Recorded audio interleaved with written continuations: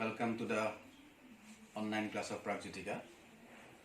So today we are going to discuss the poem My Mother is 66, composed by Kamla Das. So My Mother is 66 is a poem in Indian writing in English, and Kamla Das is one of the most renowned Indian poet in English literature. So basically, Kamla Das was famous for her autobiographical poems because most of her poems are based on her own life, and through her poem we can know about her life, what kind of life she had, whether she was happy with her life or not. Through her poem she narrated everything quite beautifully. So this poem, My Mother is 66, is also a autobiographical poem, but the feeling and the thought which she expressed in this poem is not completely personal, because she relates her feelings with her mother, who was at 66 when she wrote this particular poem. So the title of the poem is quite significant because the title is what? My Mother at 66. That means when Kamla Das has written this particular poem, at that point of time, her mother was exactly 66 years old. কবিতাটো লিখাৰ সময়ত কমলা দাসৰ মাকৰ বয়স আছিল ঠিক 66. So 66, it's a very difficult period of human being's life because it is the old age. And বৃদ্ধকাল, because old age starts from when a person crosses 60 years. So 60 বছৰ পিছৰ মানুহৰ যিটো জীৱনৰ পৰ্যায়, this is called old age, and which is a very difficult one কাৰণ বহুত কষ্ট হয় সেই সময়ছোৱাত. Life becomes burden because people lost the vitality, charm and strength which he or she had when once upon a time in her younger days. So ডেকা কালৰ যিটো শক্তি, ডেকা কালৰ যিটো strength, সেইটো বুঢ়া হোৱাৰ লগে লগে কি হৈ যায়, নাইকিয়া হৈ যায়, and person becomes dependent on others, আনৰ ওপৰত dependent হ'বলগীয়া হয়. And the most important thing is that we gradually become decaying actually. আমাৰ শৰীৰটো কমাত ক্ষয় হ'বলৈ আৰম্ভ কৰে. The দাঁতবিলাক হেৰাই যায়, চুলিবিলাক সৰি যায়, স্কিনবিলাক কোচ খাই যায়. You can see a lot of wrinkles over skin, okay? গতিকে as a whole, a person has lost all its charms and beauty when she had in youth or younger days. So in this particular poem, when Kamla Das has written this poem, since her mother was 66 years old, so naturally her mother lost all her charms and beauty of her youth. And now she is about to die actually, because the journey of her life is almost to an end. জীবন যাত্ৰাৰ ঠিক শেষ পৰ্যায় আহি পাইছেহি, and she could realize that particular fact quite well. খুব ভালদৰে কমলা দাসে সেই কথাটো বুজিব পাৰিছে, and that particular thing disturbed her mind actually. তেওঁ যথেষ্ট মনত দুখ পাইছে because she realized that at any moment she may lose her mother. যে মাকক যিকোনো মুহূৰ্তত তেওঁ হেৰুৱাব, এই কথাটো কমলা দাসে খুব ভালদৰে ৰিয়েলাইজ কৰিব পাৰিছে, and that is why she was very much sad, she was very much dejected, and her mind was very much disturbed by that particular fact because she was stricken by the fear of losing her mother. মাকক হেৰুৱাৰ এটা সংশয় বা ভয়ে তেওঁক বাৰে বাৰে আমনি কৰিছে. গতিকে সেই ডিষ্টাৰ্বিং যিটো ফিলিং, মাকক হেৰুৱাৰ যিটো ডিষ্টাৰ্বিং ফিলিং আৰু মাকক হেৰুৱাবলগীয়া যিটো দুখ, সেই বস্তুটো এই কবিতাটোত খুব সুন্দৰকৈ ফুটি উঠিছে. And another important thing is that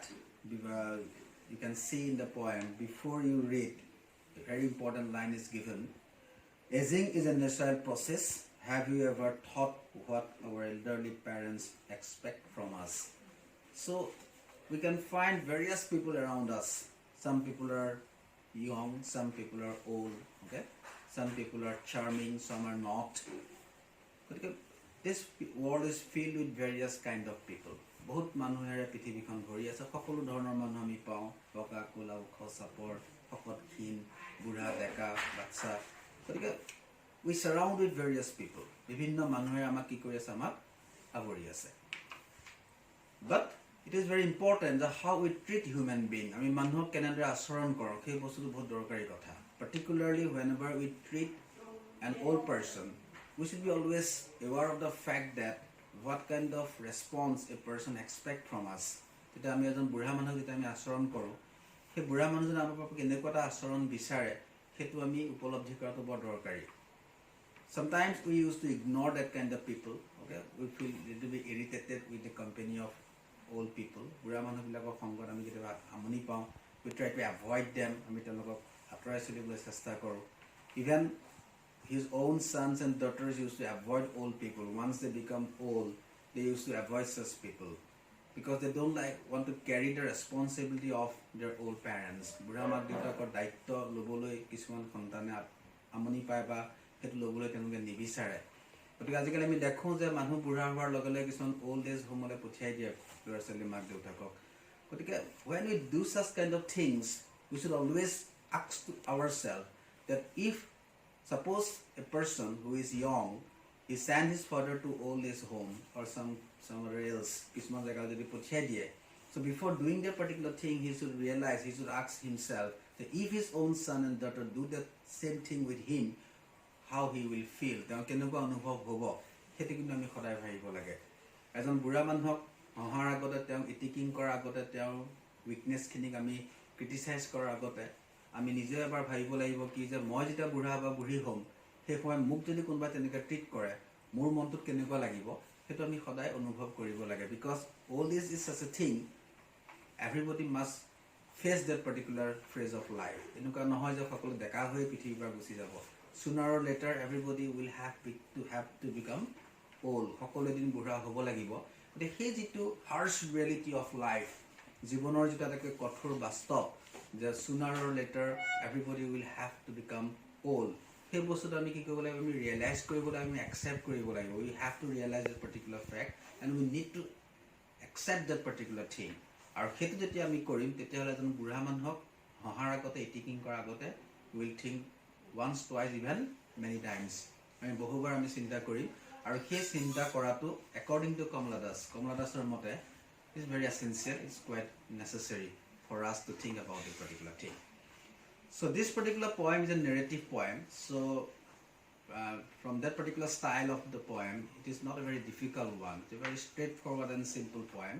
and since it's a practical kind of poem so we easily relate ourselves with this particular poem I mean নিজকে বৰ সহজে কবিতাৰ লগত আমি জড়িত কৰিব পাৰোঁ but some of the things which is very essential regarding this poem is that the poet is using some image as well as simile in this poem so first of all she created a very practical and quite nice image of her own mother the way she described her mother physical appearance we can easily visualize an old woman in front of our eyes that is called image image বিলাক এখন ছবিয়ে হয় কিন্তু কবিতাত সেই ছবিখন আঁকিবৰ কাৰণে কবিজনে কোনো পেন্সিল বা কালাৰ বা ক্যানভাছৰ ইউজ তেওঁলোকে নকৰে থ্ৰু এক্সপ্ৰেছন নিজৰ শব্দৰ প্ৰকাশৰ জৰিয়তে তেওঁলোকে আমাৰ আগত এখন কাল্পনিক ছবি তেওঁলোকে আমাৰ আগত প্ৰেজেন্ট কৰে যিখন আমি ফিল কৰিলে we can visualize that particular image in front of us আমি চকুৰ আগত সেই ইমেজখন আমি দেখিব পাৰোঁ so she very nicely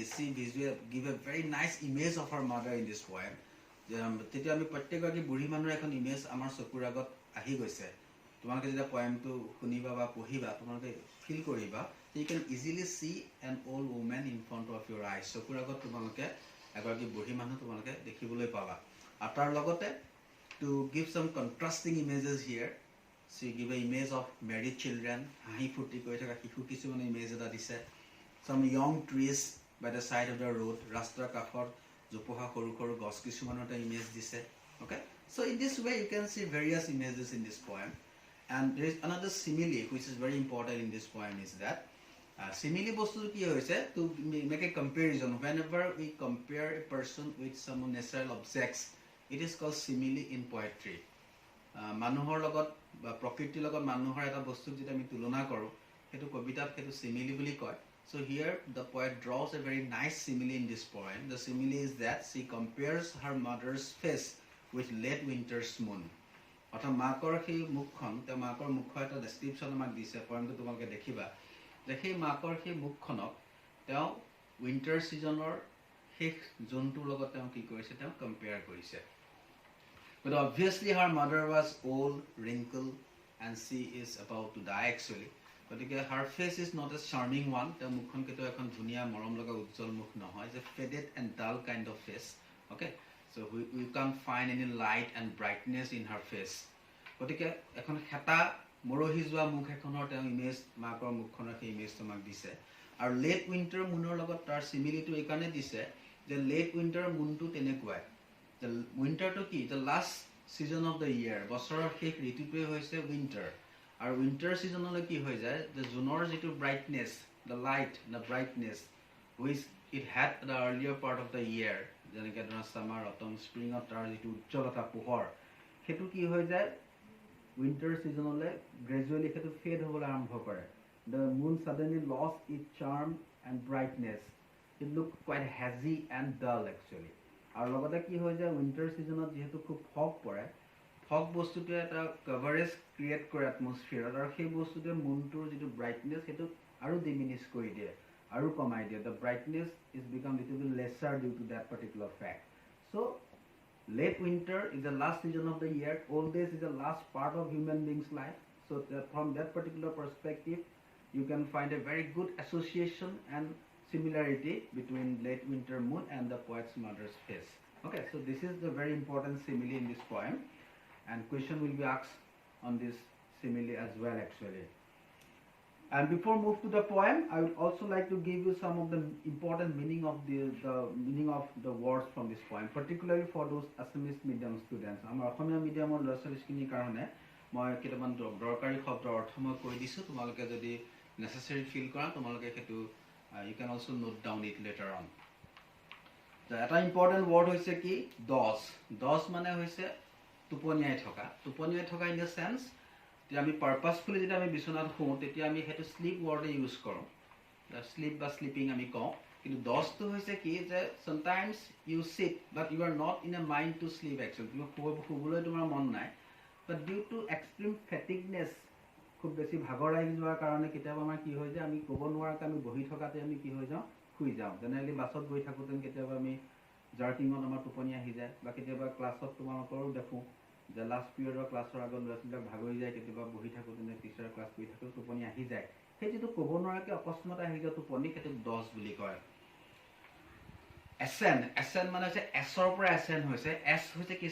চাই কালাৰটো কি সদায় উজ্জ্বল নহয় ই নিৰখ গতিকে এছেন মানে ইয়াত নিৰখ বা ৰংবিহীনে বুজাইছে corps is another meaning of dead body যিটো আমি ইংৰাজীত ডেড বডি বুলি কওঁ সেইটো আৰু এটা আছে চিননিমছ আছে আৰু এটা সামৰ্থ্য শব্দ আছে সেইটো হৈছে কি কৰ্পছ মানে মৃতদেহ বা ডেড বডি বুলি আমি বুজি ল'লেই হ'ল তাৰপিছত এটা ইম্পৰ্টেণ্ট ৱৰ্ড হৈছে কি স্প্ৰিণ্টিং মানে হৈছে কি ৰানিং ভেৰি ফাষ্ট খুব জোৰত দৌৰা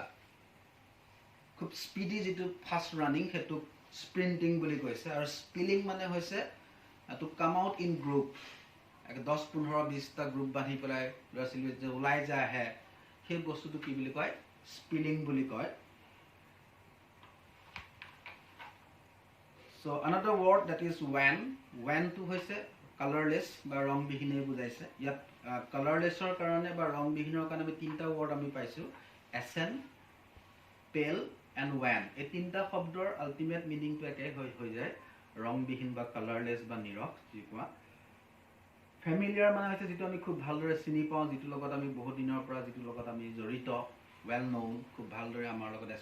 ক্ল'জলি এছ'চিয়েটেড এটা বস্তুক আমি ফেমিলিয়াৰ বুলি কওঁ এক বুলি ক'লে পেইন বা বিষ বুজায় চাইল্ডহুড স্ফিয়াৰ এই বস্তুটো এটা টিপিকেল মিনিং আছে পয়েমটো চাইল্ডহুড স্ফিয়াৰ মানে হৈছে কি সৰুকালৰ ভয়